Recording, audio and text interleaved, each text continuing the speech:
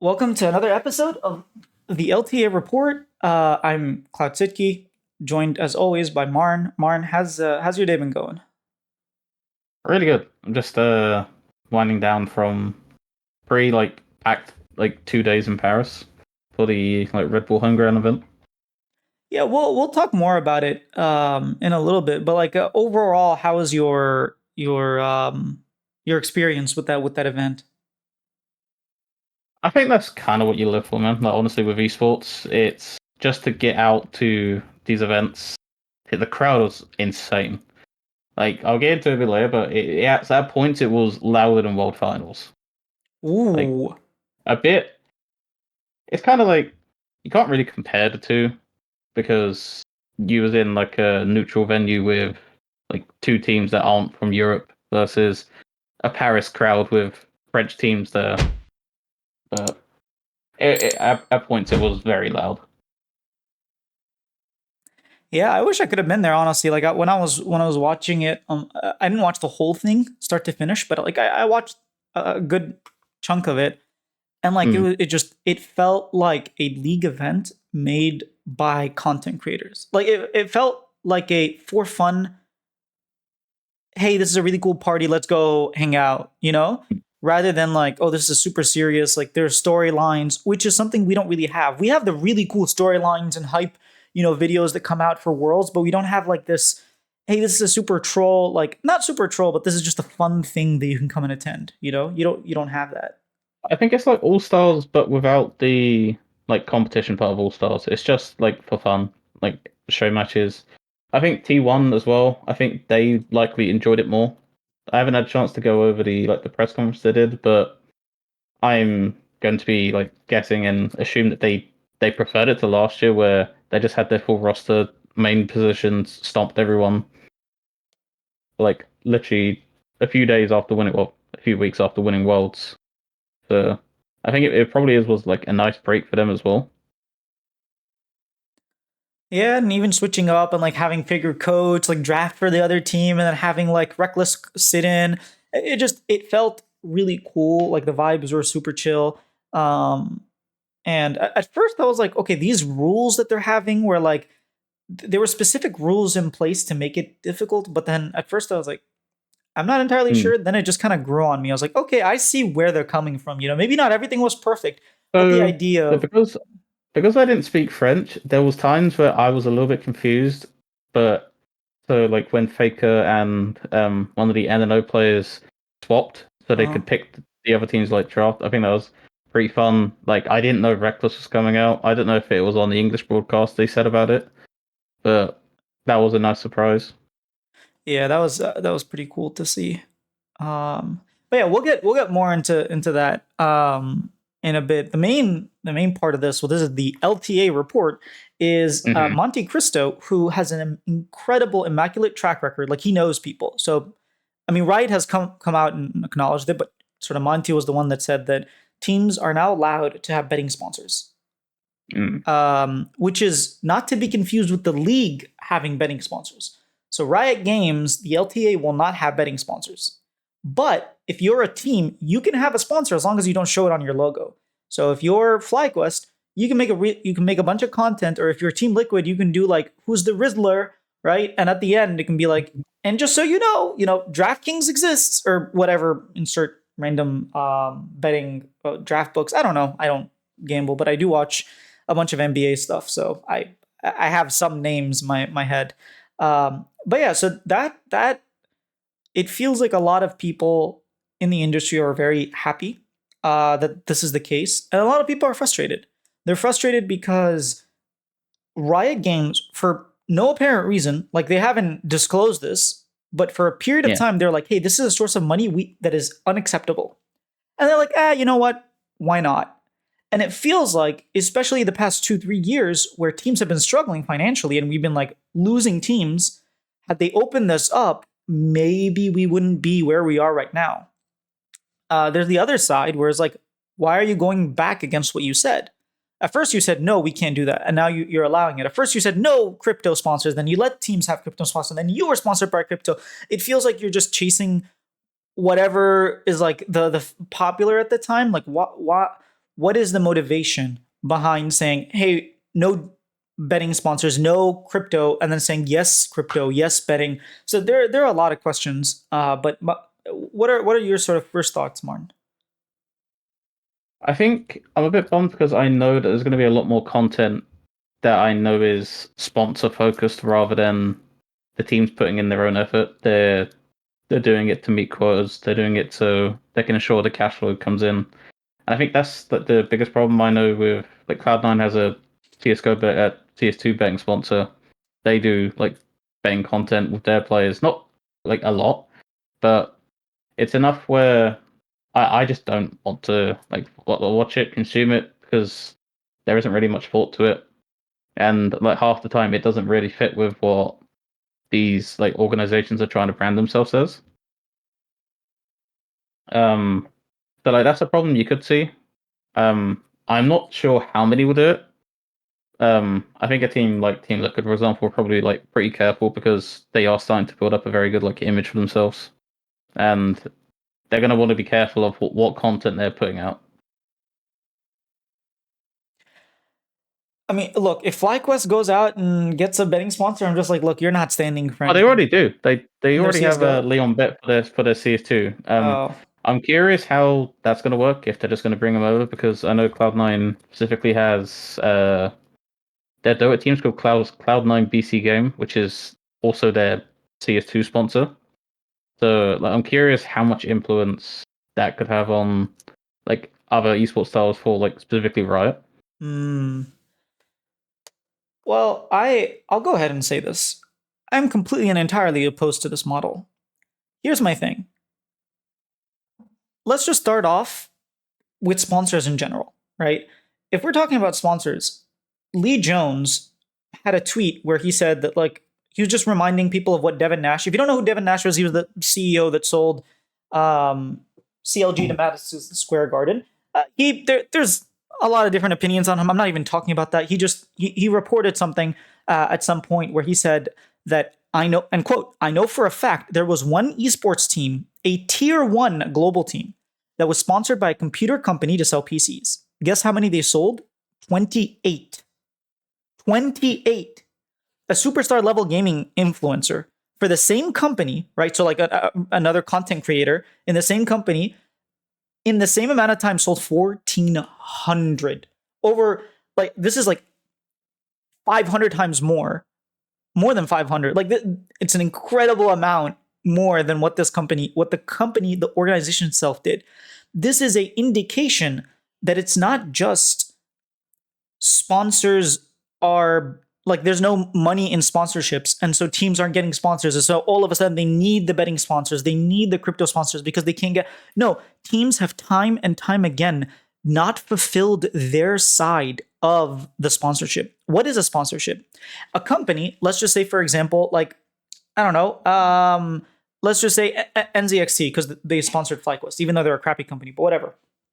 NZXT doesn't want to build a whole brand, develop like marketers and pay like millions and millions of dollars on marketing and social media influencing and whatnot. So they go to a different person who has a following. They don't have to build it already. They already have it. They go to him and they say, hey, Klatsutki, hey, Marn Media, you guys have like the LTA report. Millions of people watch you guys. This is awesome. Or thousands of people. We will pay you money in order to tell people to buy our product. And that's that we will then take their money and tell you guys, hey, buy this. It's really cool. Here are the reasons you should buy it. The company profits because ideally what they're paying us is less than the profit that they're going to make from actually how much we sell. But if we take, $1,000 and we give them $10 in return or like one sale, it's not worth it for them. And teams have time and time again not done a good job at selling what the sponsors want. Now that's twofold. One, the sponsors probably didn't understand what esports was or at that time, and maybe we're just like, oh, put our name on your like our logo on your shirt, kind of like what they do in like football or soccer, right? And they're like, oh, it's probably gonna have the same results because they're sponsored by it, or like what Chase, for example, does. They have the Chase Arena in California. that has the Golden State Warrior. That's like their home field. They sort of have naming rights, and you can see like Red Bull, Baron Power Play, things like that. Mm. That works if you're a lot bigger, and even then, it's not the greatest. Like there should be some fee for that, but it's not. The results they probably expected didn't come through, and maybe the expectations weren't talked to by the organizations, and so you have a mismatch of like the effort and the honestly the pulling power. Like when you have a company like Immortals, it doesn't matter that thousands of people watch you play because they're mostly watching you play because of the other team, not because of you. And so when you do a piece of content and you say, dude, Progressive is amazing, come like get Progressive as your insurance, as your car insurance or whatever, they're not going to care. Because one, they're not going to see the content because you don't have an organic pull, you don't have a brand. And two, when they do see it, they don't actually care about you. So when they see it, they're just going to move on with their lives. So that's like the whole genre of sponsorship. And then you might be like, why did the other person sell like 1,400? I know I'm rambling, but I just want to get this explained. Oh no, you're good. You're good. When you're a brand, like I Will Dominate, for example, like LFN, like, think of like Faker, and people really care about you, and you've built your brand, and you have your socials, and you have the market. People actually care about you as a player or as an influencer. Then you have leverage, and it can be an organization. Like if Optic were to get a sponsor, they probably get really good sponsorships because people care about Optic, because Optic builds up the brand. Teams haven't done that, and then when they sell their sponsorships, they don't do a very good job. I'm not saying everybody, like Team Liquid has had good sponsorships before, like, but in general, in North America, I can't speak globally, but at least in North America, we have underperformed and overpromised our sponsors, and so sponsors got burned. And then the other source of income, which was Riot, has absolutely and entirely failed the teams, right? Like think of Ren, think of all the different projects that they promised the teams that they were going to have, and they were going to monetize, and they were going to do this and that for monetization, and it all failed. And even like in-game goods, we don't actually have skins. We don't know what's going to happen. Like teams don't have a sustainable way of trying to compete for the best. Now you could pull an Immortals and pay minimum and fire your coach every 2 weeks or every split and be like, hey, we're making money, but that's like you're not spending to succeed, you're spending to exist, which is a very different like dichotomy, right? And then comes in FTX and they're like, hey, we got millions of dollars, we like esports, we're going to invest. We are crypto, we are gambling companies, we have millions of dollars. And the ROI of just one customer is like in the thousands of dollars. They probably make so much money off of people. And it's sort of like we're desperate. And that's the reason Riot is letting them do this. It's not because, actually, now that we think about it, people are very responsible. And we don't think gambling is as big of an issue in 2024 as it was in 2015 or 2013 when the LCS started. That's not the case. The fact of the matter is, we have exhausted resources and we are getting more and more desperate, and teams are begging Riot, you're not giving us opportunities. We're like kind of screwed here. This is my, yes, this is not like leaking that this is actually what happened, right? This is just like generally what the trend of things that's been happening. And so teams are more desperate. Riot is like allowing them more and more opportunities.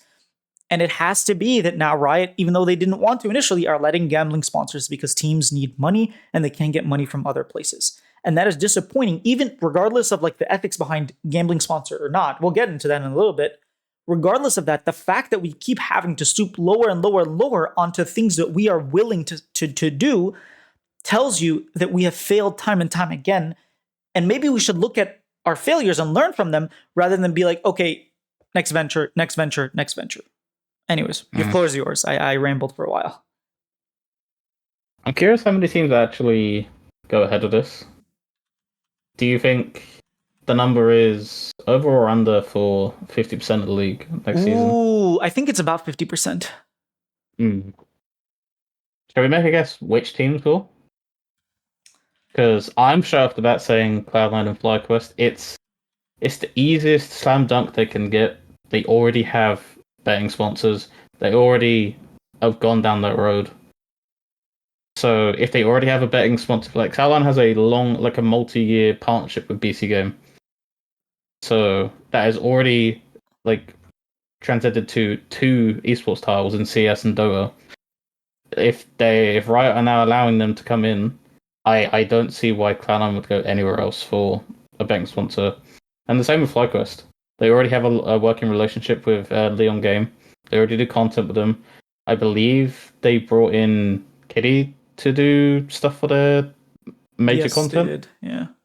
I don't know if that was specifically with Leon Game, their betting sponsor, but I expect the top teams to.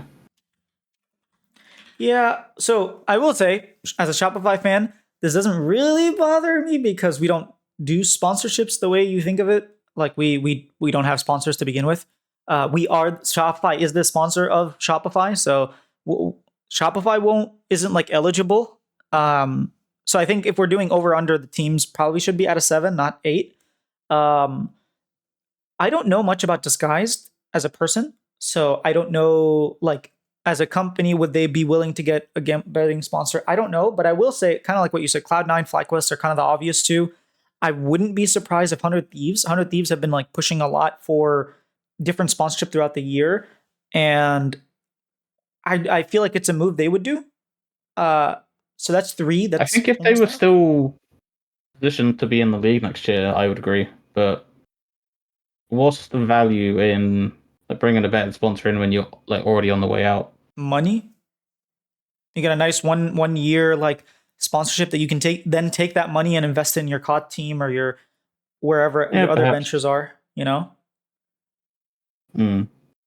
That's my guess. And then I don't know if Team Liquid have betting sponsors in their other teams. I can do a Um, quick research if you'd like. yeah, I feel like if you've had a betting sponsor in a different team, you probably will just do it. But I would say maybe 4. 4 is probably my number of like, hey, we care enough. I don't know that Dignitas like care enough to actually figure this stuff out. I don't know that like Lions Gaming. I don't know much about them, so I couldn't really tell you. Um, so yeah, I'm not entirely sure, but I wouldn't be surprised to see the majority of teams take betting sponsors. So there were a couple of crypto-based companies, so they're not like trudging for like the really ethical line to begin with, to be honest. Yeah, I don't think they care. I don't think they're. I don't think it's like a big deal for them. Yeah, Yeah. I think they will value the type of content the brand puts out over do they need this extra money from the betting sponsor. Exactly. Yeah. I think if it makes sense for them, they'll do it, but they're not going to be like, "Oh my god, we can finally get." I feel like Team Liquid are ones that don't really do stuff like that. Whereas I could see another team be like, "Finally, we can get more money," like TSM of old. um, but you might be like, "Hey, Cloud, what's the whole issue with like why are you so against betting sponsors? Like, why did Riot not let them exist in the first place? Like, what's the point of being disappointed in this?" And if you know why betting is bad, that's awesome. The argument, the most recent argument that people justify to themselves is you can just bet responsibly. It's really fun to bet and you can do it responsibly. So like as long as you make that clear, what's the harm in something that most people can do, responsibly and have fun? The majority of people don't do that.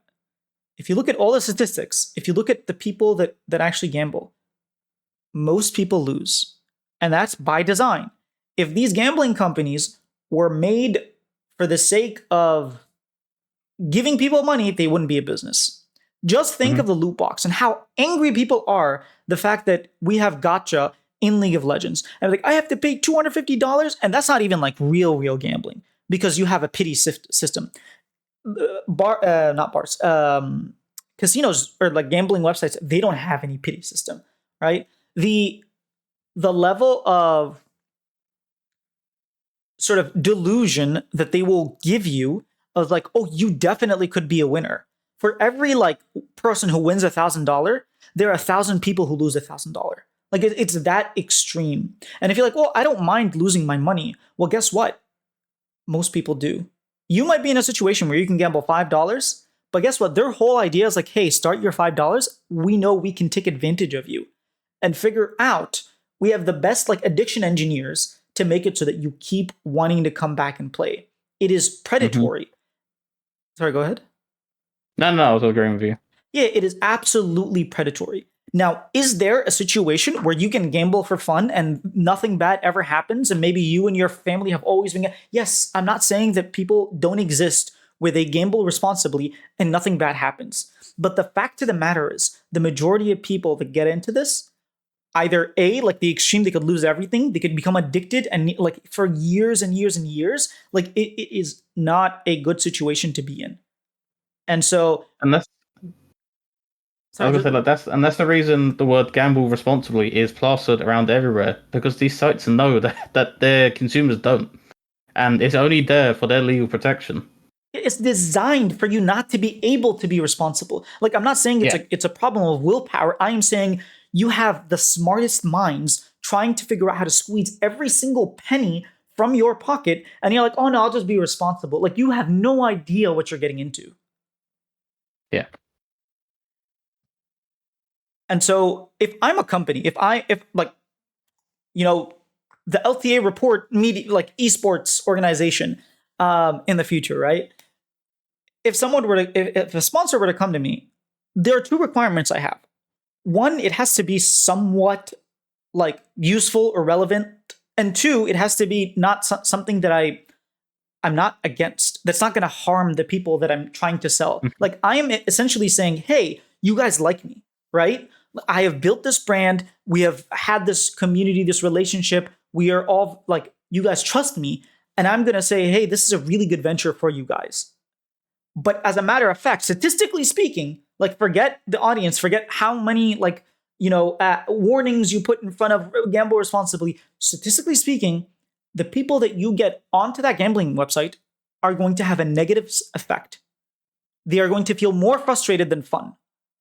That's just fact.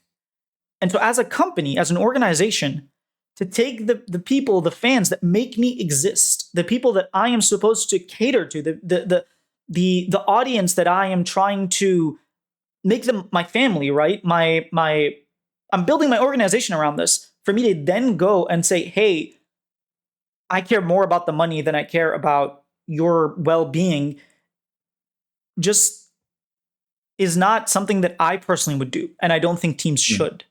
And you might be like, Yeah. well, teams need the money. And again, that goes back to the very beginning of the conversation where we should never be in this situation in the first place. We should figure out ways to not depend on this. If teams were better at selling sponsorships, if teams didn't burn sponsors left and right, if teams signed better players or better contracts or better, if Riot did a better job, I know it's a lot of ifs, but the fact of the matter is this was avoidable. And we Yeah. chose to get, like, our actions have led us here. So let's not just say, oh, someone threw me in here and all of a sudden I have no choice. No, no, no. You had all the opportunities to not get here and now you're here. And so you have to take responsibility. I think that's like on a similar topic. I think this is why I defend the Club 9 system that C9 recently brought out, Mhm. where like if you interact with the tweets, you get XP, you can get merch. I absolutely love that idea because I was thinking about this the other day. What do like the hardcore C9 fan base do anyways? They like all the content, they retweet all the tweets, they watch all the videos. But now you're earning it, and with it, like I had enough points so I could. I'm not in the US, so I can't claim it, but I can get one of the signed like jerseys. And like for someone in EU that like can't, like that doesn't get to travel to these events to watch C9 play, like they could have like one of those up there for simply liking tweets. And I think that's like, and no money's involved. Like I checked, and like there's no shipping because one of the redeem tokens is free shipping, so you never have to like spend the money like on like this stuff again. Yeah, no, I think that's a very good way of engaging the fans that you already have, right? I feel like that's one of those things where it's like, Because I don't think it's even like engage baiting as well, because the C9 fans are doing what they do anyways. mhm. It's They sort of just now get rewarding rewarded people for for it. actually just being fans, Yeah. which I love. Yeah, it's awesome. I think that there are many different ways to develop fandom and then to keep the fandom. And I think teams needed to do it earlier and explore and figure out, hey, how do we keep this? Because, getting $100 million from FTX doesn't last very long. So, No, not at all. yeah. Well, yeah, any other remarks, like rebuttals to something that I said? I know, like, again, I know that what I said is the minority opinion, which honestly I'm shocked by, because I feel like 10 years ago it would not be the minority opinion. I feel like what I'm saying would relatively be the majority, but I feel like we've been burnt so much and kind of been accustomed to Um, just, yeah. I think there just needs to be some outlines first. So, like, if a team is going to pick up a gambling sponsor, they need to outline specifically what are we using it for. Like, are we? Let's say we're a disguised who is. It's going to take way too long to gain like the money needed to compete like at the top of the table. Like, if you're like depends on the type of sponsor you get. But I know PC Game have a lot of money to not burn, but it wouldn't surprise me if, like with the super team that C9 had in CS:GO, if BC Game was footing a lot of that bill. I'm not too sure, but I know like that team was worth a couple of million at least. Wow. So like, so we don't know how much of that was C9's money. Like it's undisclosed, but it seems to me it needs to be outlined. What are we using this money for? I think that would, for me, go a long way. I'm not a big fan of teams like under the table getting betting sponsors that are just slapped on their partner websites and like calling it a day. Because I wouldn't like to know, oh, this guys have suddenly bought these insane players. Where are they getting this money from? When just this year, like you've seen their roster this year, right? So you just reminded me of something.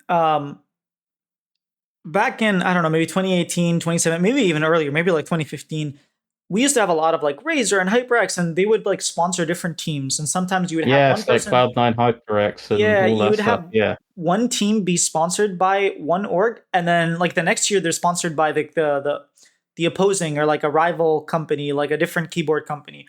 Or what you'd have is like a player who keeps moving back and forth between teams and he doesn't remember his sponsors. And when people that just like laugh, haha, oh, Stick said like he forgot what his sponsors are. I was like, shout out to our sponsors, and said the wrong sponsors. Didn't know who the sponsors were. Like had to look on his shirt, his logo to see what the sponsors were. The the the problem that shows is like that just means that they haven't made any content or any meaningful impact. Like they are not actively selling. They're saying shout out to my sponsors is a step. It's just not a very big step. Mhm. It's a baby step. You really need to Yeah. like be making. I remember, I think it was HyperX that had a whole series with TSM, and they were like, it was just like interviews with the TSM pros, like funny little interviews, like things like Dude, do you that. remember the Team Mobile like jersey editions for C9 and TSM? Yes, I do. Yeah, they Dang, had the those are the pink throwback. ones where they had yes, and they had like Sneaky and Bergson do like a whole podcast on it. Yeah, so T-Mobile was like actually a big sponsor for a little bit, and Dr. Mm. Pepper, you're reminding me like they made some cool, like a TSM made some cool content with Dr. Pepper. But like, look, if you were to ask Bjergsen, hey, what's your sponsor? He would immediately think of Dr. Pepper. He's done content about it. He's talked about it. He's shown it off. Clearly, Hmm. these players haven't done anything with their sponsors, and then you're confused why they sold 28. I'm surprised they even sold 28. I know this is public. Immortals for an entire quarter did not sell a single sponsorship. Like it absolutely is $0 on their marketing department. So like I am not Embarrassing. surprised with things like that. Embarrassing, man. It is. And then it's sad because it's a reflection of the state that we're in. When Last Free Yeah. Nation can go and get sponsors day in and day out, they can have like 15 sponsors across 2 weeks. And then a League of Legends team, because we're not making content, we're not doing anything, we don't have sponsors. And then we're just like, oh, sponsors don't exist. Or the league is dying, or whatever it is, whatever like insert term there. It's not true. It's literally not true. Just look at Last Free Nation. Look at like all of these content creators that are making content and have sponsors left and right. It's not that sponsors are dead. It's not like money's not there. No, it's still there. You're just not good at it. So get good. Yeah. Well, speaking of sponsors, we got the C9 jersey release tomorrow, and they did tag Kia in it, so I expect a lot of Kia stuff to be thrown around. Oh snap! Tomorrow's a big day. Tomorrow the what is it called? The Beast games come out, and those are pretty big. Mm. I'm gonna I don't know what time it's coming out, but I'm gonna try it and co-stream it. Because the first episode, like you can anyone can co-stream, so I'm thinking of actually just streaming it. I think that'd be pretty cool. Um,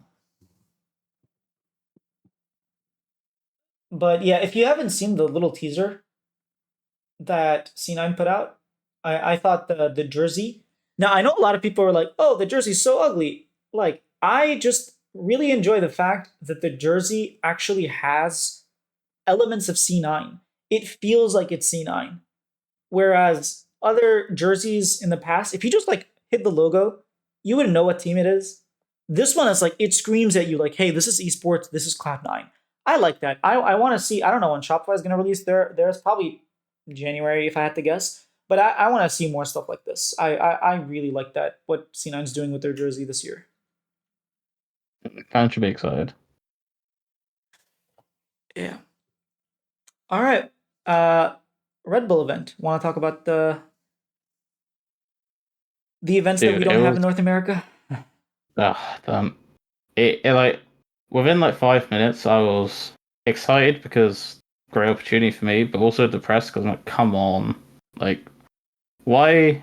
Even if we just can we not just get teams out to the YouTube theater that they just had for the previous LCS finals? Doesn't have to be the 15K that the Echo Arena was. Like, just give us something.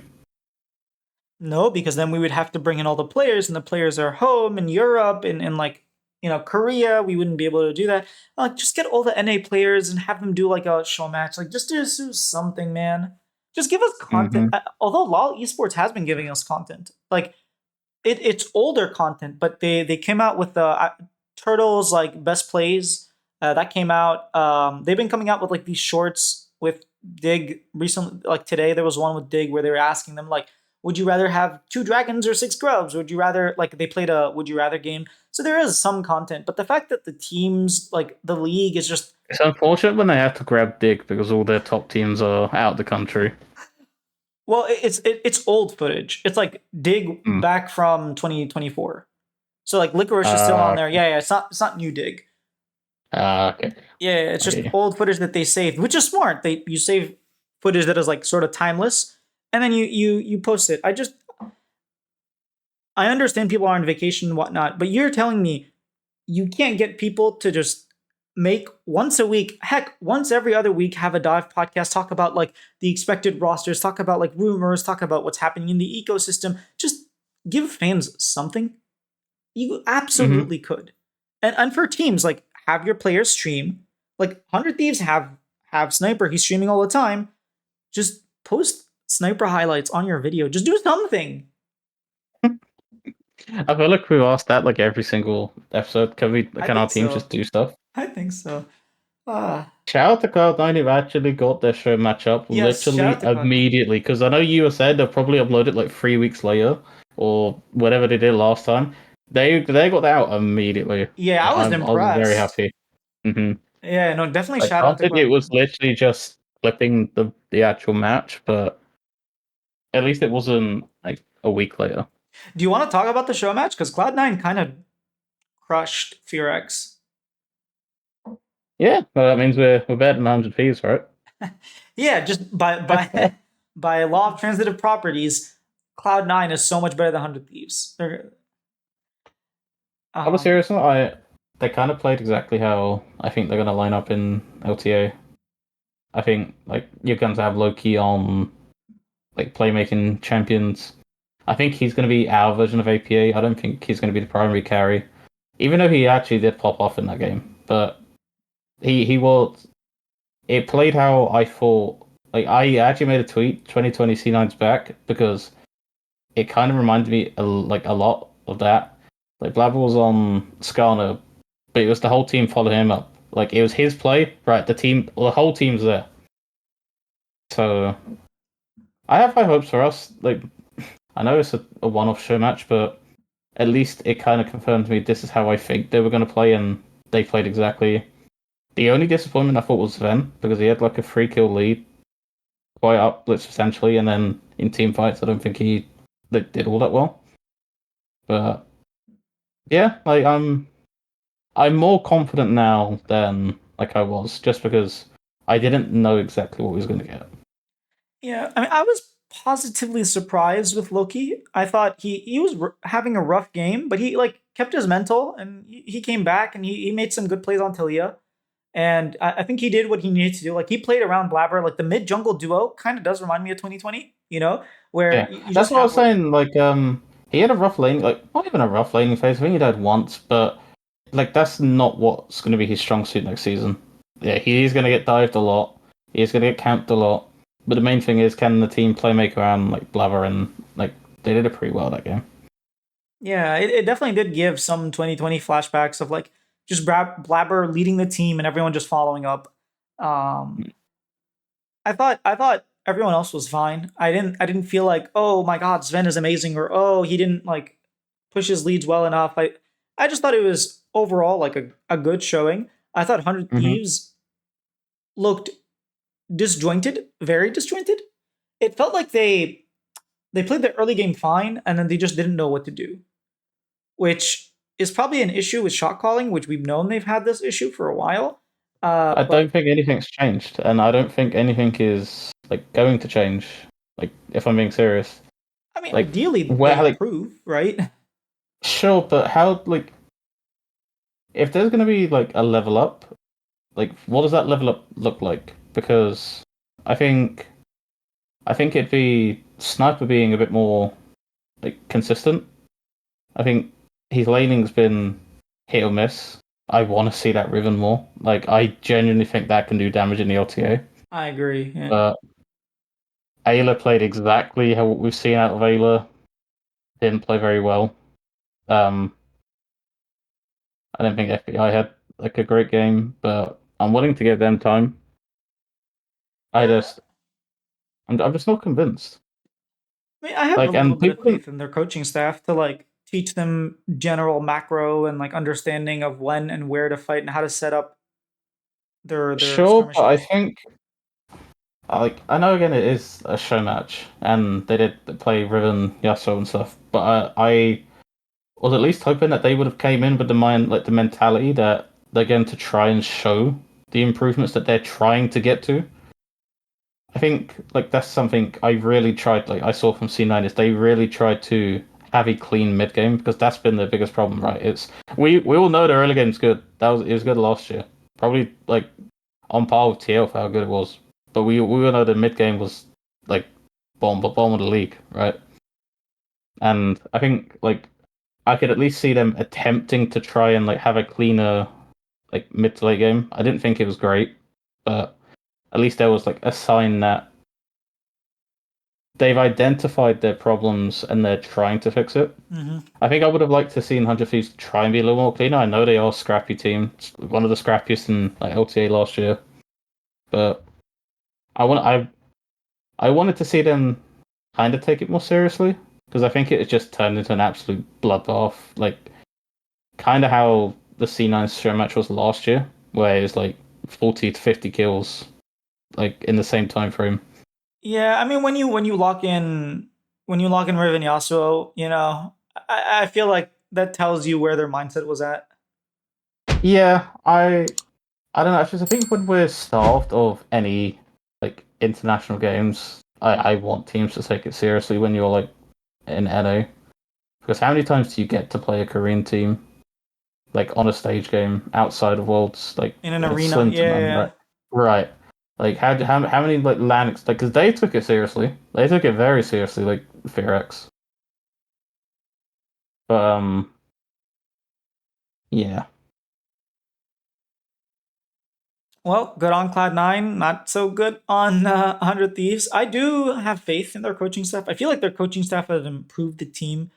I think one thing that I definitely need to give credit to the coaching staff, they always seem to find a way to give the team tools in order to be effective. Even if the draft might look like, oh, they lost the draft, but like for their players, Get Riven off that garbage, please. Like, just please get him off. Like, the bottom lane is going to be the weak point for me. I know, like, FBO makes sense in the team. I just think their bot lane is going to be an anchor for this team. And I think their top side is really going to need to continue to like grow as they have been. Um, like where do you think they'll improve? Like if you had to make like a prediction, like how like what does improvement look for them? I think improvement looks for them where they're able to play the mid game better, kind of like what Cloud9 was doing, or what Cloud9 like problem where they, I think they have a very explosive, not necessarily early game, but skirmishes. Like they're very good in these skirmishes. They just don't have very good fight selection, I'd say. And like when one person I goes know in, they so. just all go in. I think that's where they can I definitely think improve. I think like, specifically in that game, I think River and Ayla were completely like disjointed in some of the fights. Yeah. Like you just see them like walk away, get killed before like the team can even set up for the fight. Which is a problem they had last year as well. Like I vividly remember like what's his name? River going in on like Zyra and just like dying because he's more used to playing, engaged champs and no one was there to follow up and he didn't live long enough for people to follow up. So I think that in general, like they know what their strengths are, what their weaknesses are. And I just Hmm. trust the Golden Glue can do something to shore those up. Like, here's the thing: as long as a team improves throughout the year, I don't necessarily have problems with them looking bad to start. My problem is with teams that look bad and don't improve, or just equally as a problem, teams that start off good and just don't improve. Think of Cloud9 last split. They Yeah, started off great, they just stayed the same, and other teams improved. yeah, that complacency like really shone through for them. Yeah, so I definitely Team Liquid and FlyQuest. I mean, they had their ups and downs, but overall they definitely improved. Same thing with 100. Like they started off really poorly, and slowly they got their groove back together, and they started improving, and they made the miracle run. Same thing with Shopify. We were a little too late. Mm. Couldn't do it in time, but we I think took a that's why you game have off to respect FlyQuest. them, right? Because I think like 400, they weren't anywhere near as competitive with the top two teams that C9 were, but they caught the ball that C9 threw them, right? Oh, And for sure, like yeah. like looking at the rest of the teams in playoffs, none of the other teams. I think if we were facing Dig, I think we would have beaten Dig. I think I can't remember who else in playoffs. Uh, is it NRG, NRG? yeah. Yeah, we Unfortunately. could have won them 4v5. To be honest with you, Oh man, they're already dead. They're already dead, bro. honestly, Jojo could have been. Jojo wasn't there anyways, though, right? Like, Jojo was trying. Jojo was the only person trying that series, dude. Yes, he was no. getting caught left and right on LeBlanc. But where was the rest of the team? They were on Baron. It was only Jojo trying to stop them. Like, what? What is going on? I hope his Corki is better next season. That's all I'm gonna say. Okay, maybe not all his games were clean. I'll give you that much. Maybe not all his games were That clean. guy. So like, I'm in a position where I like, he's a former C9 player, cool, but I'm praying on his downfall. I don't have the. I'm not. I haven't got. I'm not NA, right? Uh huh. Like I'm a big LCS fan, but I'm not. I'm not one of these players. Oh, wishing him well, like have a good career. Like no, no, no, no, no. I'm praying on his downfall. I'm praying we somehow get to an international event so we can kick him out. It's not Oh, going to you want him happen to because make it? Okay, I thought you were gonna be like, I hope he I want finishes I want him last. to make it so we can put him down. Did you see the But podcast he did with I don't know, someone from Mad or Koi mm, as they're called now? And he he was would say those things, wasn't he? He would say those things. Yeah, so he basically what he said was someone asked him was like, "Oh, how much did you know about LEC?" He's like, "Honestly, I didn't really watch any LEC. I just watched like G2 and some of the finals, but I Dude, didn't I'm know too so much." upset. I didn't. Like it's bad on me. I forgot to ask Caps when I like spoke to him about like facing JoJo. Oh, you Like didn't I ask. Oh, yeah. because like we can get into Red Bull in a bit, but it's just you were constrained to 5 minutes, Oh, and dang. I was the first person to have Caps so like everyone like was like it. You only get like like a short slot like for teams. Mhm. So I think overall Caps had like 30 minutes to do like so many interviews. Oh wow. So yeah, it was like when you're like rushed like that, I forgot a couple of like big questions. Yeah. But the Jojo, they asked Jojo, did you like at least know about Mad Lions? He's like, of course, we 3-0'd them in Worlds. I know Mad Lions. And I was like, oh my god, this guy's so cocky, I swear. Well, I won't say that. That's a bit too mean. I was gonna say at least he's found his level now. I actually Dude, think I'm a salty like JoJo hater now. I'm not surprised. I mean, the guy came, was MVP the split before, comes to your team, absolutely insta face off, No, it wasn't goes. just MVP. He was the shot caller. Like he dragged that team to like mediocrity because they wasn't even mediocrity without him. Like he was at least they were at least mid with him, right? I mean, they beat Like I don't, TSM, who were like actually really good. They took them to 5 games. Like TSM was actually quite strong, and mm, they managed to beat them. So I'm just a hater, man. Like I I think the all probably didn't like manage everything great, but I'm disappointed how it ended for him because I think now he's taking it way more seriously. Look how much he streams already. he talks about that in his podcast. He was like, "I But look how this much was eye opening." like, and I'm not saying yeah, CN's obviously not going to get 6,000 viewers for JoJo, but like that's all CN fans want. I wanted to see someone that cared to be on the York. He didn't look like he cared. Like he didn't like from. I know it's CN specific bias videos, but they were saying like even in like in the videos, Berserker like mentioned like Joe just absolutely turbo went screen like scrims, and that was apparent like all year, and I don't like that. I don't like this is like, that was one of my biggest gripes with Blabber that the guy just turbo sprint scrims when I've always been like I want my players to practice like efficiently. Hmm. So like you can get away with one person, can't get away with two, and it wouldn't surprise me if that was one of the reasons Berserker wanted to leave because it didn't seem like there was the ambition to win that Berserker had. Yeah, I don't I don't know what happened, especially between like the loss to FlyQuest and the loss to 100. They changed their entire draft. They changed the way that they were playing. Like Uh, at least they're JoJo was mentally bloomed. playmaking.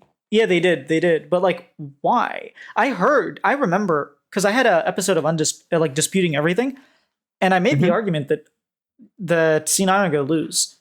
And everyone was just like, "Dude, you're crazy." And I was like, "No, no, no, listen to me.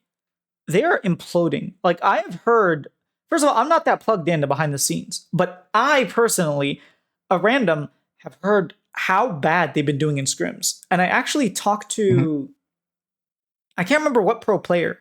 Like literally, there's a pro player who's like, "Dude, they are just doing so bad in scrims. Like I actually think we can win, or I I actually think think 100 can it win." I was was. like, "Oh, I think it actually may have been Ayla. maybe it was Ayla." Yeah. I am vividly remembering, and like on the like at least Jojo was playmaking. Like I think trying to rectify a problem that was already far too down the rabbit hole that he was like a contribute to. Like I'm like he played that series like everyone did, but he specifically was awful. Like these Corky games was some of the most like negative impact Corkies I've seen in my life. Like Negative impact, quirky. like some of the games were inexcusable, and I don't care how much people glaze him, and like no one is more upset than me because this should have been he should have taken over the mantle from Blabber as like this is going to be his org moving forward, and within 1 year he's gone. He's gone to EU. He's already I'm not gonna say like trying harder, but it looks like he at least on the outside cares more.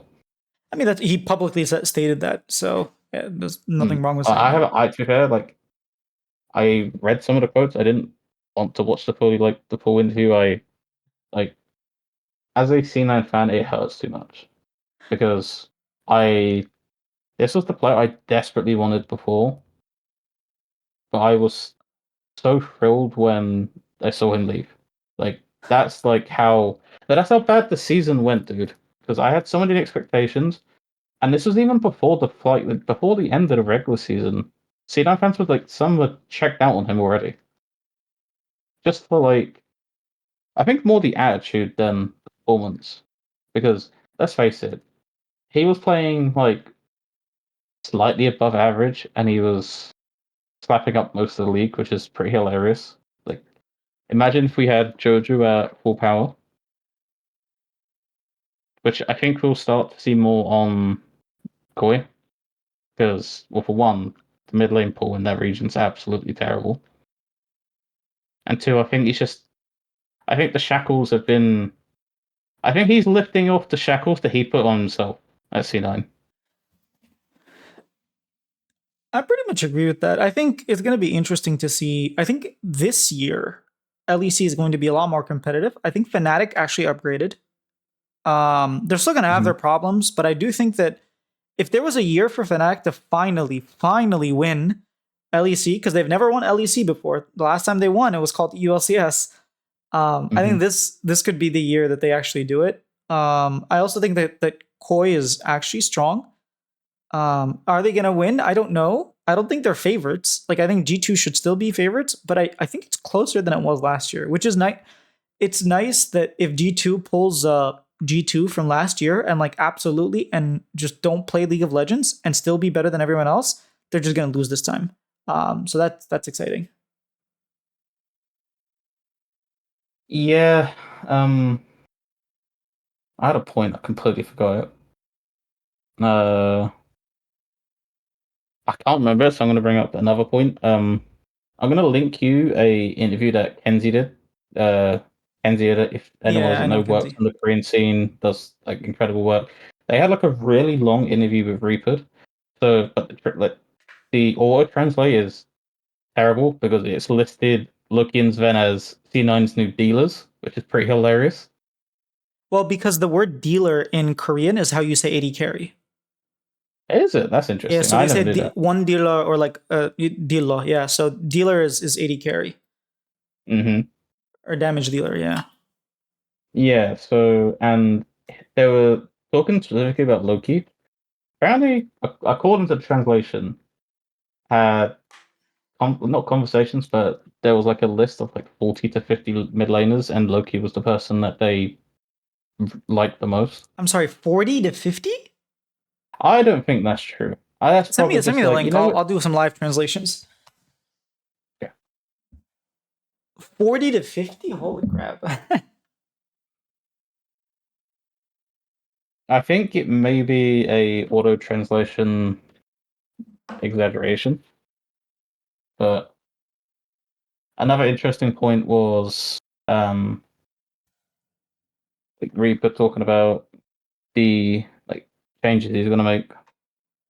I think like he wants his team to be more open with each other because I think that was a big problem last year where they were close, but whenever there was like major problems to overcome, they often didn't really like address it.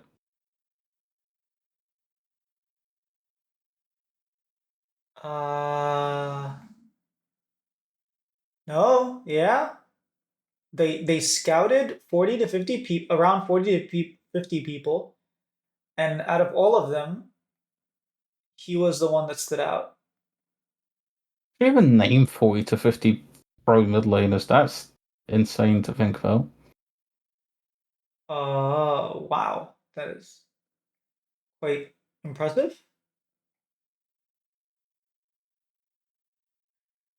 I mean, you can't say they didn't do their due diligence now, can you? I think if I remember vividly, they're talking about like Loki's application to the game was the biggest like factor for picking him up. And I think like that's something I've already like echoed with C9 is they they want players with good mentalities this year. And like what the fans like, right? Uh-huh. And like based on this interview alone, like they believe Loki is like another player that has like a similar mentality. Yeah, he says like that his habits in the game and like his work ethic is something that he was One thing I just want to share for him is he coachable? Like I think um speaking to Vega like in the chat for the Theorex one, he's been learning stuff from him from the sounds of it. Like Vega's been preaching about Victor and like Rise recently, and if you look at Loki's solo queue, he's been playing Victor and Rise. So like, it'd be nice to see the actual effects of Vega V2 like on stage because while like a lot of people like sang his praise, I find it at least hard for me personally to see. Okay, but what are the like benefits? Is it unique picks? Is it how you practice? Is it like are you practicing like leaning against him? Like what is the like added benefit of having this specific remote coach? yeah, I don't know. I'm just interested in what is it just going to be a repeat? Like is the LTA just going to be like a two-team league and are all the other teams just not going to be able to sort of match up to FlyQuest and Team Liquid? Are even with all the upgrades, I think at least you could argue whether C9 is an upgrade or a downgrade. I think it's just an upgrade because they mental boomed. So You can't get worse than how they did. exactly, it can't get worse than Like eating your face off. I even came into the 100 Thieves series. No matter how bad we play, we won't lose to these guys because they're awful. We lost, so I guess we're as equally awful. But I also left it with the perhaps biased opinion. I think if you did that series 2 months after, probably a different outcome. I think in that specific period, like I think a freaking Clash team would have been C9. Like, they were playing that bad. Yeah, I they definitely mental boomed. But my point was like, okay, let's say Cloud9 have improved, Shopify have improved, 100 Thieves. I mean, FBI is like a better AD carry than Tomo. So you have like three teams that have all improved. Are we as a collective good enough to actually challenge Team Liquid and FlyQuest? Is my question. So the question I have is, you specifically mean like you want to see a more competitive playoffs? Because I think regular season is going to be somewhat the same. Like we saw even the mediocre, well not even mediocre, but like we saw C9 last year, lost 2-1 to TL, beat Fly 2-0 in the like regular Uh-huh. season. Like, do you want a more competitive regular season? Because I think we kind of got that already. Yeah, But I think because like the in playoffs, 100 Thieves couldn't even touch FlyQuest, and I know like I think it's kind of hard to say because like you had a couple of rookies in like at a stadium for the first time versus like a large group of veterans who have been there and done it. So I guess my question to you is like, are you looking for more competitive playoffs or competitive regular season? yeah, but more competitive playoffs. Think about last year.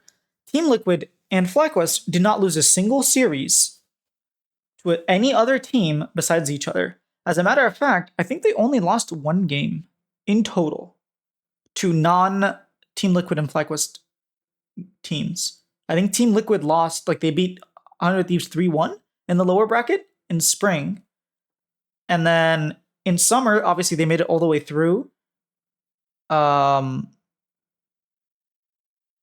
I don't think they dropped games. So, well, they besides the FlyQuest. So like, I don't know.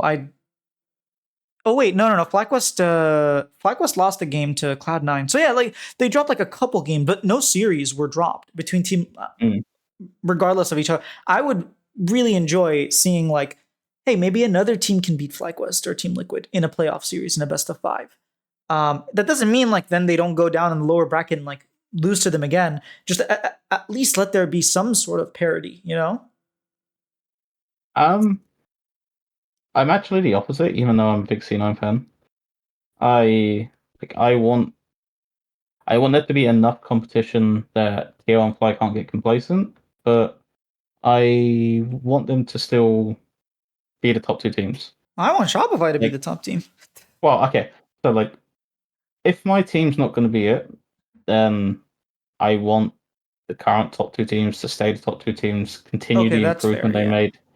I want like all I ask for in like sports is consistency. It really grinds my gears, like NRG, for example, what they did and then where they ended. I I want to see a continuation. Like what's the next step for Tier 1 Fly? Because they can't rest on the laurels now. Because like Fly took games off Hanwha and like Genji. I know, did TL take a game off one of the Korean teams they played? No, they didn't play a Korean team. They played two Chinese teams, and They they they lost played both. LNG then. Those are two That's my Chinese thing. teams. Like, Yeah. so I guess this is like for another conversation, but like, are TL even like should TL even be in that conversation with um like FlyQuest? Not for like winning the split, but I felt Fly's like international performance, at least obviously MSI was atrocious, but I think like Fly's like worlds completely, in my opinion, like overshadowed like TL's like entire year. Mm. Where like they did take games with T1, okay, but it was just T1, right? Like it wasn't like I was more impressed by FlyQuest who were able to take a game of the LCK champions who could have won game three.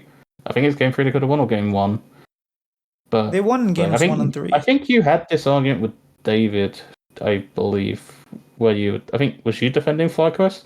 It was on one of the Yeah, more it was on his chat. I was in his chat, and he was trying to argue that Team Liquid had a harder or equal that had a equal group stage difficulty, and I was like, that is objectively false. right. So like we can get into that conversation if you want, maybe not because it is getting on, but I want to see FlyQuest now take the mantle because you showed to me more that you're ready to be our G2 more than I thought TL was going to be our version of G2. I think FlyQuest is like personally closer because the one thing that G2 had over any NA team is they were consistently able to take games or beat the lower tier like Eastern teams. So like for example, um, I know Waver got to the finals in 2023, right? But I'm pretty sure G2 beat them at that World. Wait, beat who? G2 beat Weber Yeah, they beat in Weibo and they Swiss. beat Damwon as well. Right, and like that's what I want FlyQuest to now. Like this is your next step. I want you to start. Okay, you took games of Hanwha and Genji. Like one was tournament favorites, one was the LCK champion. That's like great. You pushed them. I want to see you now continually beat like Europe's second seed. I want you to continuously beat like third and fourth seeds. Um, that's like my expectation, or like that's always been my expectation for an NA1. Is like what G2 are doing. You can equally be like doing that. I think I think people are overreacting to Team Liquid to Team Liquid's I loss. I think they choked mm, because like when you fail flash over a wall, when you just don't like they played their macro fine to get them into winning positions and then through mechanically mistakes that we haven't seen in any. Like when you watch the games, you can tell that they are doing things they haven't done before. And that's sort of where I'm like, okay, FlyQuest choked at MSI and they were able to bounce back. Sure, they had a roster change and they brought in a new coach, but like overall, the players played very similarly and they improved. I think Team mhm. Liquid are in that same. I think Team Liquid can definitely come back to domestic play and just be a better version or just not choke again. And the other thing about being a G2, I think it's very difficult to have a G2 in North America because we actually have more competition. G2, But when I mean G2, I mean they are a team that even Eastern teams have to like. When you draw G2, you're like you set up right. Like I you see, have to at yeah. least respect them. I don't mean in terms of like dominating the region. I mean when they go internationally. They take care of the business that they need to take care of, and then they lose to the top teams. Like that's what I want out of our NA1 seed is a third or fourth seed SCK team. Right, you're getting dusted. Like EU second seed Fnatic, okay, bye bye.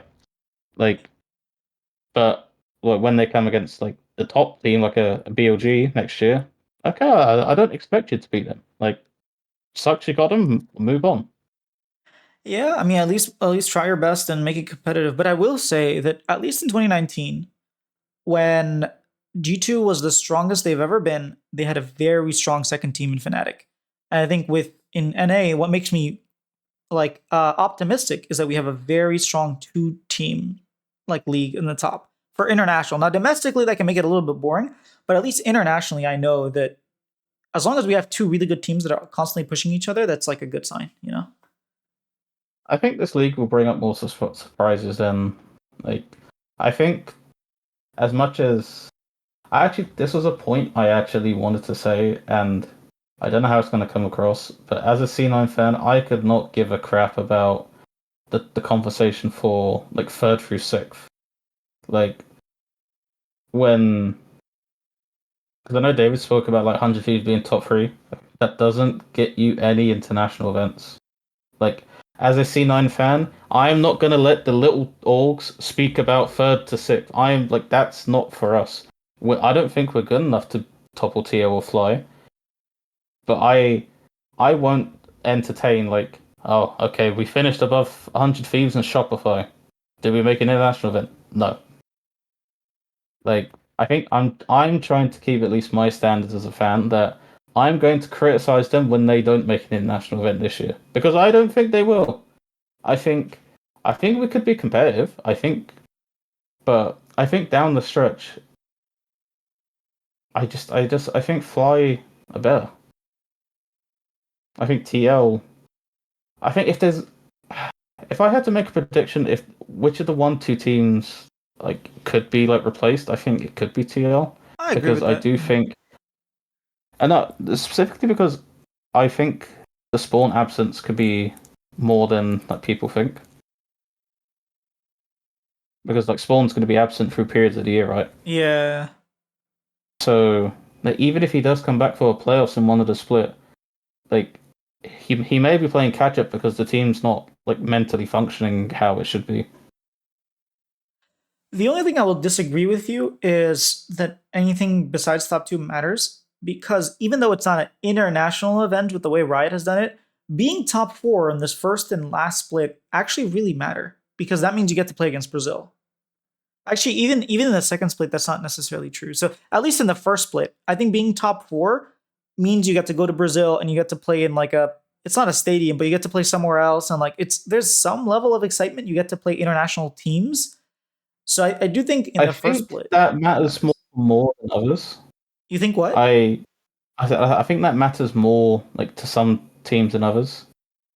I think Shopify needs like the bounce back. I think they need to not need to make top four, but I think it's important that they start off on a good foot.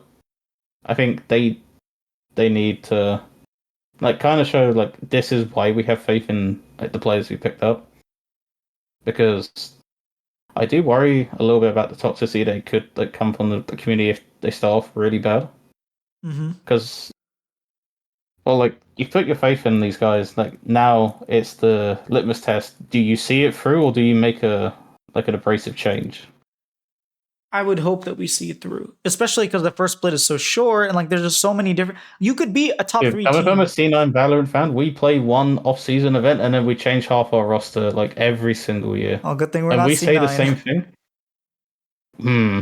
Well, you got our C9 players. That's a fair point, but hey, we stuck with our play. Like Fake God, we kept him the entire year. Just saying, if we can keep Fake God for a year, we can keep Fudge for a year. Yeah, but Fudge is pretty decent. No Either way, offense to I, Fake I God, think but I'm every week we do this podcast. I get excited for NA, and then I look at my like the time and the date on my computer, and I notice that we still have another month, over a month before we see any mhm. games. Um, is this I don't know if it's public or not, but like normally Riot Games, I won't share the date, but Riot Games does like these media days that come out that uh, before the split starts, where you have the opportunity to like interview players and whatnot. So that I'm excited for, but even then, that's like even though it starts before LCS, it's like a month out, and it It's just like a feels mini like version of our podcast where you're just talking about things that are like 3, 4 weeks away. yeah, it's quite disappointing. And every time I get excited, I'm like, oh my god, LTA is so cool. We're gonna have all these storylines. I can't wait to see Shopify play. And then I look at the date and I'm like, oh my god, dude, it's another like month and a half, another 2 months. And I'm looking at And I'm then watching Demacia Cup and like I just saw the new IG roster absolutely destroy RNG in 16 minutes. Gives me throwback to 2019 when they destroyed T1 in 15 minutes. And it's like, oh my god, dude, I'm just so hyped for LPL and my own region. First of all, their games start like 5 a.m. my time. Like I wake up after before work. I'm like watching the games. It's just it's so sad. like this is why I used to get excited about kickoff. Not anymore. Like I just want something to watch.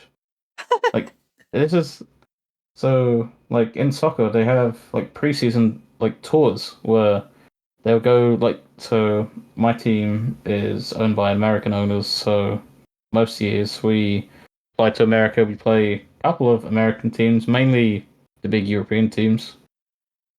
I actually And watched like one of your games was here in DC. You're United, right? yeah. Yeah, it was in DC, and actually I went and I watched the game. They played. I don't remember who they played. It was another British team or like a Premier League team, if I'm not mistaken. But yeah, Mm. they were here, and it was nice that they came to my city and Right, and like even if you only see like the new team for like 45 minutes because they change them out at halftime to bring on all the young guys, like you get that exposure of like you just get that little taste that you're like craving for like the new season. You get to talk about it. 'Cause, like imagine if we were even like watching like the new C9, the new Shopify, even if it was like half the roster, just getting able to see these like I was so bummed that it was only a best of one, like the yeah. show match. And like I was disappointed um that 100 Thieves and C9 couldn't play, but it was at the request of BRX because it was their event. I mean, Uh, I'm just saying you could host an event somewhere where Shopify and Team Liquid and Cloud9, like half the league could straight up just be playing games, but I don't think Riot would like that. Be like, why are you doing stuff outside of LCS or like LTA? I think the teams do have like restrictions, but just if that's the case, just swap up the players. Just have like, you know, do what T1 just did. You had a yeah, T1 versus exactly. G2 game, but it was all role swapped. Yeah, or bring 5 teams and then have like the top laner team, and it's just like 5 top laners, 5 mid laners, like and fill out 5 teams that way, and just Hmm. play ARAMs and then play like games and Have you, yeah. have you ever watched the Muppets? Yes, I have. Yes, we are the two old men sitting on like the balcony complaining. Uh, at least I'm not alone. Like this whole year on my channel, whenever I do like my shows, my streams, I'm just complaining. And after a while, I'm like, man, why am I just not pleased with what's happening? And now that I'm talking to you, I'm like, oh, because they're not doing things right. It's not my fault I'm complaining. Right. It's their fault. Do you think we'll ever get it one day? Just to like put blankets.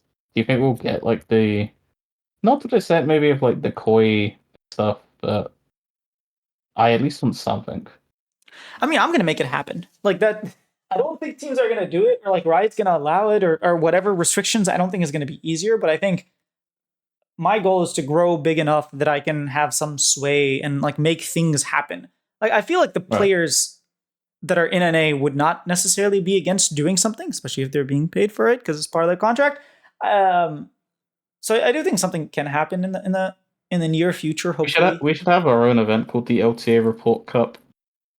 yeah, we could do that, and then Riot could shut us down. The only problem is We'd have to do an ARAM one, only because I don't think I'd be able to play a Summoner's Rift game on 130 ping. We could do like an ARAM. Now I'm getting ideas for like, even just like creator like spaces. Imagine if every team had a creator. And then you could Dude, actually have the like, creators do stuff, really cool stuff, like the or creator we and could 4 do fans. we could do like the LTA report versus the crossover on an ARAM, like team LTA report versus team crossover. We could do But something like that. but that'd be unfair because a lot of David's friends are very high elo. Yeah, but who cares? And I know that'd absolutely destroy me. Healy, if you're watching, please. All right, no Healy. Healy's not allowed. I think he's diamond or something. No, we love Healy here. Oh yeah, yeah, When he's I cool. entered I like David's him. grade, he called me the goat. So shout out to Okay, Healy. okay. Yeah, I think things like that would be really. Imagine if you had Basil and 4 FlyQuest fans, and then you had who's Team Liquid. Let's just say like Broxa, right? He's Team Liquid Broxa. Broxa and 4 Team Liquid fans, and then you had Emilia cosplay and 4 C9 fans and Lena Lemons or myself. Well, probably Lena Lemons and like 4 Shopify fan, and you just had like Do you every have team four and their content Shopify creator. fans? What? Do you have 4 Shopify fans? Yeah, we do. Myself, Sharpie, what's her name? Sharpie, Canine Cat, and then the other I'm blanking on his name, but he has a Shopify logo. Is it Paul? I don't know what his name, but he's there on the Discord server with the Shopify, like we have 4 fans. Sorry, I I just know, wanted to I get the know. banter in early. Yeah, but I wanted to show off that I got two new Shopify fans to join, so but yeah, like I'm just saying, who's a Dignitas content creator exactly? I mean, Disguise, they have Disguise, but besides him, do they really have someone? I don't know. Lions, I don't know. And what's the last team? 100 That'd Thieves? be Like, cool. Having like an entire like LTA like fan. That's an idea. Right, show off the stream so no one steals this. We could have a fan tournament. dude, steal it! I would love to see it happen. Yeah, Please, go someone ahead. whoever can organize this stuff, make a fan tournament with only fans that. Oh my lord! Strictly fans, not only fans. We don't do that here.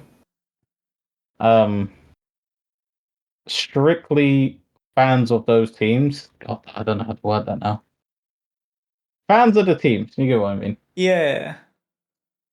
No, Like I that'd be think, cool. Like, and then you could actually format it like 2 groups maybe, and like a single limb bracket because not everyone has time in their day for that. yeah, no, I completely agree. I think, like I said, if the issue is like logistics, oh, our players are in different countries, oh, we can't get a venue, like you can do something online. You can like use fans, have only one player. Like imagine if it was just like all 8 mid laners, right? Mm. And then the rest of the league, the rest of the players are all just fans or all the junglers or just it doesn't even have to be the same role, but you have like they're the team captains, and you could do really really cool fun stuff to engage people, to engage the community. You could do a lot of Mm-hmm. content around it, but as if that's going to happen. I But yeah, think as we've as we now got grow, an idea. I hope that we can actually make this happen for North America, and it's going to help the teams. It's good for you, I swear. I'm not Dude, asking you because to donate to you me. could have like Raz and Flowers cast this like they've done with the Iron games. I'm sure Yeah, they'd be down to cast like an LTA fan tournament. it would be really cool. Just saying. Anyways, we've Yeah. gone on for quite a while. As always, you can leave your questions in the comments, and we don't have questions for this episode, but next episode, if you have questions, we'll respond to those, and let us know what you want Riot to do, because I think even if it's just like an open poll, if Riot were just like, hey, give us ideas of things to do, or the teams said, give us ideas, leave it in the comments. That'll be the shout out in the comments. Tell us what sort of event would you like to see from Riot Game from like the teams during this offseason? Yeah. And no stealing the fan idea. We already said that one. So That's copyright. That's copyright. it's copyrighted. Got the trademark downloaded, got the website done. Hopefully not using AI. That was fast. No, we don't do that here. Yeah, we don't do that here. Anyways, thank you guys for watching. It's been fun, and we'll catch you in the next episode.